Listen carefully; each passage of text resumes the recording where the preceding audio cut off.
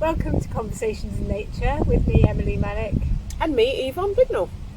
Today we are posing the question, how does the earth feed us? So we know it feeds us with nutrition and beyond that.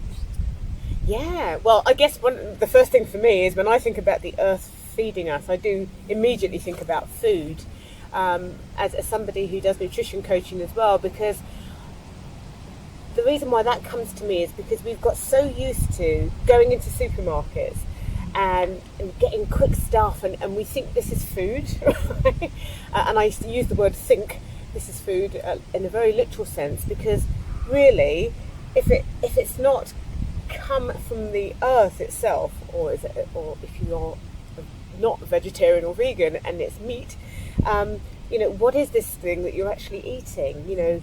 For me, when I think of feeding, the earth actually does give us everything that we need, our sustenance that we need. It comes up and to us, grows on the trees, etc.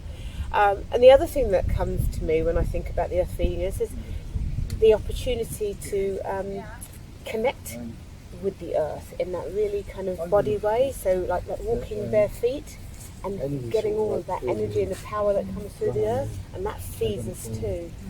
Absolutely. There's soul food and there's physical food, and sometimes the two things combine. As you say, when I get food from the community farm in Chew Valley and the box comes and I know where it's been grown, I know some of the people who've grown it, I know the seasons it's gone through, I really appreciate it. My sister-in-laws grew up in Pakistan growing rice, and when they've told me how hard it is to grow rice and to be a youngster in the field, up mud up halfway up their legs, planting them one by one, and the harvest, and it's hard and hard and hard.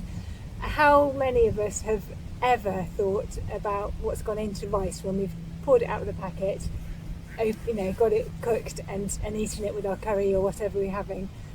How much difference is there between that experience of just consuming something from a supermarket shelf and actually knowing what it took to how hard it is to create that thing, and therefore valuing it so much. Yeah, and I think that goes with a lot of food preparation itself, isn't it? Because we have access to everything so easily, and we go and it's all pre-packed. We forget the whole process of that somebody has laboured. It's that labour of love that somebody else has had to go through to bring us, and again, if you're a meat eater, just even the meat being prepared. And I know I am somebody who sometimes eats meat, which is a whole other conversation. But I have to, do I want to be the person who has to go and do anything to these animals? When I think about that, I just think, eek, but actually you have to understand and have that connection to your food. If you're going to eat it, you should absolutely understand where it's come from, what has to happen to it before you get to put it on the table. Absolutely.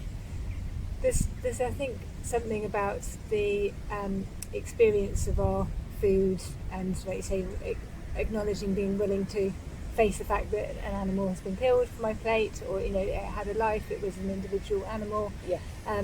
And that's okay. I still, I choose to eat the meat if you're a meat eater, doing that. And similarly, understanding about the energetic process of the people and the organisms involved in all of the food that comes to us.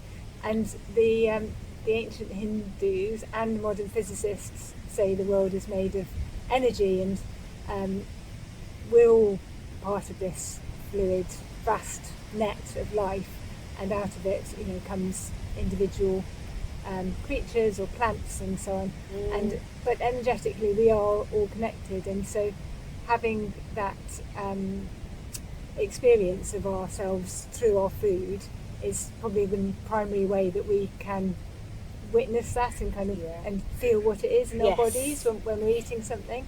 But beyond that, because we have had this ancient connection to the land and all that grows around us and that we're dependent on and that we nurture or try and protect ourselves from, because that's there so much in our genes and in our very DNA.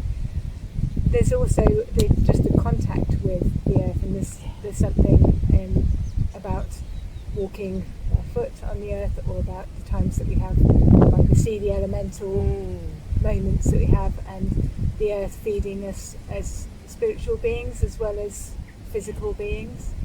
Yeah, totally agree. And it's I think if people, when you think about the things that pull you into nature, like for me it's trees, but I know for someone else it may be the sea and the sound of the water running, and it may be just the greenness of the grass, whatever that thing is. But all of those things, just the very fact that they pull you in, it's, for me, that's the way of the earth feeding us. It is feeding us all of its beauty and goodness, and that of course elevates how we feel about life. We're held by it. Yes. We're held in that attraction, that magnetic sensory experience of being in it. Yeah, very magical.